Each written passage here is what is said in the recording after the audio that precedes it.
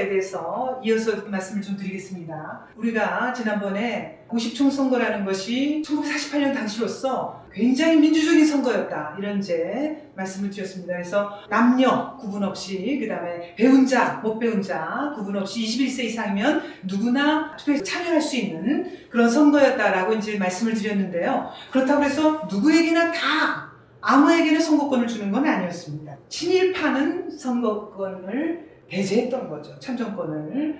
굉장히 큰 의미가 있는 겁니다. 왜냐하면은 좌파들이 우리 이제 대한민국 깎아내리기 위해서 이제 공격할 때 제일 많이 쓰는 말 중에 하나가 친일파를 청산하지 않아서 뭐 민족 정비가 흐려졌다, 이런 식으로 이제 얘기를 하는데요. 이 50총 선거에서 전혀 그렇지 않았다라는 그런 말씀을 드리려는 거죠. 자, 친일파의 참정권을 근본적으로 배제했어요. 근데 참정권이라고 말할 때는 이제 두 가지가 있습니다.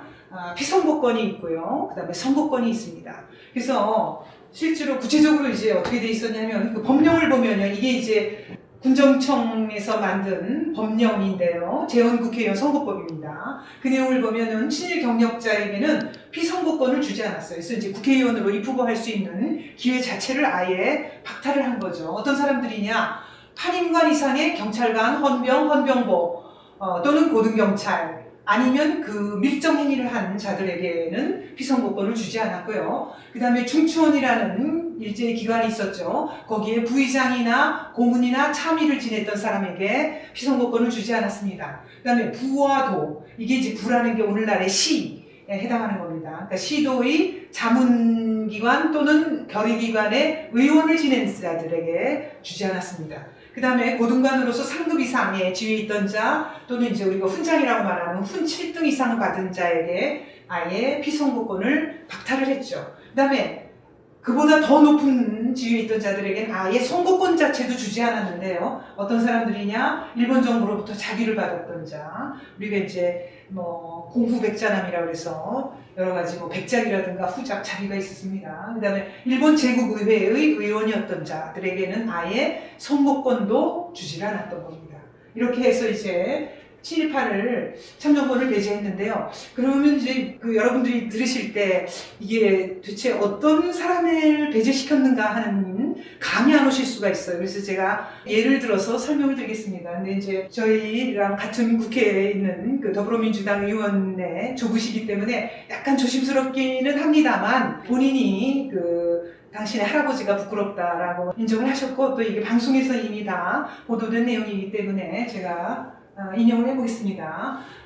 더불어민주당 홍영표 의원의 조부 홍정철이라는 분이 계십니다. 근데 이제 이분이 전북 고창에 거부셨어요. 그래서 조선총독부에 쌀과 돈을, 거액을 기부를 하셨죠. 그래서 이제 아까 제가 말씀드린 그 피서공권이 박탈됐다 할 때 중추원 참의가 박탈됐다라는 말씀을 드렸는데, 이 중추원이라는 조선총독부 자문기관이 있는데 이 중추원의 참의를 역임하셨어요.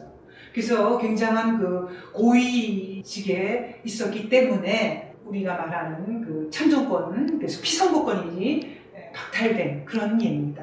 그래서 이제 말하자면 국회의원 50총선거 같은데 국회의원으로 입후보할 자격 자체가 없어지게 되는 겁니다. 그래서 예를 들어드렸고요. 그 다음에 이제 이 50총선거를 해야 되는데 5월 10일로 날짜가 정해지니까 그러기 훨씬 전부터 이제 좌익들이 50총선거 자체를 방해하기 위해서 여러 가지 테러라든가 이런 거를 자행을 하게 됩니다. 그래서 이제 좌익의 방해가 심해지기 때문에 경찰이, 이게 이제 경찰관이죠, 총선거를 앞두고 선거 방해를 염려해서 죽창을 걷어들이고 있다. 재작년인가요? 법무부 장관으로 지명됐던 조국이 죽창 들고 나가자는 말 했었는데, 바로 이게 그 죽창입니다. 좌익들이 이 죽창을 무기로 써서 총선거를 방해할 것 같으니까 죽창을 걷어들여서 이렇게 모아놓은 그런 장면이고요. 또 이제 좌익들 중에 수도경찰청장, 그러니까 지금 같으면은 서울시경 경찰청장 같은 건데, 수도경찰청장 장택상 씨를 암살하려던 사람이고요. 하여튼 선거 사범들이 체포된 그런 모습입니다. 그리고 좌익이 이제 이 50총선거를 방해하기 위해서 아예 선거 닷새 전부터는 총선 파탄, 총동원령을 내려요. 그래서 선거 사무소를 습격해서 불을 지르거나 선거에 입후보한 사람들에게 테러를 가하기도 하고 선거인 등록 업무 시설을 파괴해서 아예 선거인 등록을 못하도록 하거나 아니면 투표 직전에 교통통신시설을 파괴한다든가 노동자들이 총파업을 한다든가 해서 아주 온갖 수단과 방법을 가리지 않고 선거를 방해하게 됩니다. 그래서 이제 총선거를 방해하게 되는데요. 이 총선거 방해 테러가 얼마나 심했는고 하니 총선거 날 5월 10일이 총선거 날 아닙니까? 이날 하루에만도 좌익 세력의 공격으로 살해된 경찰관이 자그마치 51명이에요. 경찰관 51명을 포함해서 공무원이 하루 사이에 62명이나 피살이 됩니다. 그리고 수백 개의 광고문서가 비습되니까 얼마나 그 좌익의 총선거 방해가 심각했는가 하는 걸 알 수가 있습니다.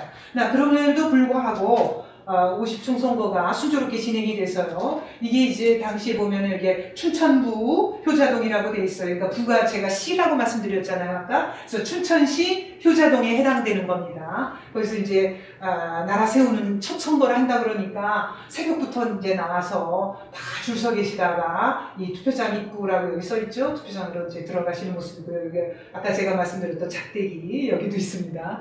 4번까지 후보가 있는 그런 광경이고요. 투표가 순조롭게 진행이 됩니다. 그래서 선거인 등록률이요. 당시에 보면은 등록을 맞춰야 이제 투표를 할 수가 있는데 해당자 중에 96.4%가 등록을 했고요. 등록한 사람들 가운데서 투표를 한 사람이 거의 90%에 육박을 해요. 그러니까 등록을 하는 사람 중에 10명 중에 9명이 투표장에 나왔다는 얘기는 그야말로 진짜 아파서 거동을 못 한다든가 정말 불가피한 그런 사람들 빼고는 다 나와서 투표했다는 얘기입니다. 그래서 이렇게 높은 투표율을 보였기 때문에 우리가 어떻게 설명할 수 있느냐? 대한민국 수립에 대한 거국적인 지지가 있었다. 온 국민이 그야말로 지지했다라는 거고요. 그래서 이제 이 선거를 감시한 유엔 한국위원단이 유엔에다 보고서를 냅니다. 그 보고서의 내용을 보면 뭐라고 썼느냐? 자유로운 분위기에서 실시된 이번 선거는 유권자의 자유의사가 정확히 표현됐다라고 설명을 합니다. 그래서 이제 그야말로 50총선거라는 게 이렇게 그 민주주의 선거였는데도 불구하고 이제 좌익들이 이것을 깎아내리기 위해서 독재를 했네 어쩌네 하고 40년 독재를 했다라는 것 자체가 말이 안 되는 거죠. 그래서 이제 특히 얼마나 그게 아까 제가 맨 처음에 보여드렸던 그 지난 영상에서 보여드렸나요? 거기에 보면은 이제 금성사 한국근현대사에서 이승만 독재, 박정희 독재 해가지고 40년 독재를 했다 그러면서 북한에 대해서 단 한마디도 독재라는 말을 안 했는데요. 이거 보십시오. 자, 북한이 투표를 어떻게 하느냐. 이것만 봐도 북한 정권의 속성이 드러나는 그걸 제가 보여드리겠습니다. 자, 이게 북한에 투표하라는 투표를 독려하는 포스터예요. 그래서 3월 최고인민회의 우리의 이제 국회의원에 해당한다고 보면 되겠죠. 그것과는 성격이 다릅니다만 어쨌든 투표 날인데 뭐라고 써져 있습니까? 모두 다 찬성 투표하자. 이건 다른 투표인가 본데 여기도 모두 다 찬성 투표하자 느낌표 이렇게 돼 있어요. 그럼 모두 다 찬성 투표하자는 게 어떻게 가능합니까? 우리는 아까 작대기로 표시해서 48년에 여러 사람 중에서 골랐잖아요. 그래서 그 중에 이제 자기가 원하는 후보에게 표시를 했어요. 그래서 기표제라는 걸 했는데 여기는 모두 다 찬성 투표한다는 게 어떻게 가능합니까? 후보자가 한 명이란 얘기입니다. 그럼 왜 후보자가 한 명이냐? 당이 하나밖에 없기 때문이죠. 조선 노동당이죠. 노동당이라는 당 하나밖에 없기 때문에 그 노동당에서 추천한 후보 하나에 대해서 모두 다 찬성 투표하자. 이러려면 투표 왜 하는지 모르겠어요.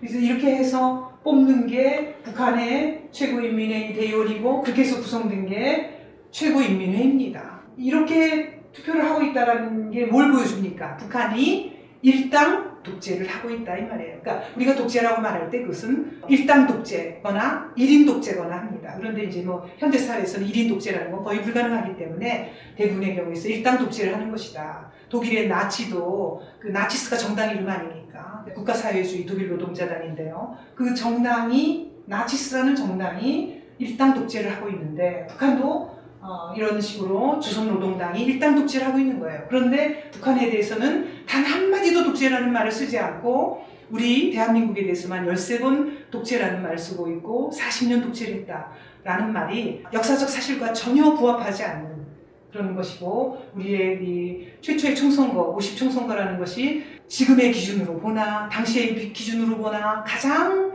민주적인 그러한 선거였다라는 것을 말씀드리려고 했습니다. 다음에 또 다른 주제로 찾아뵙겠습니다. 감사합니다.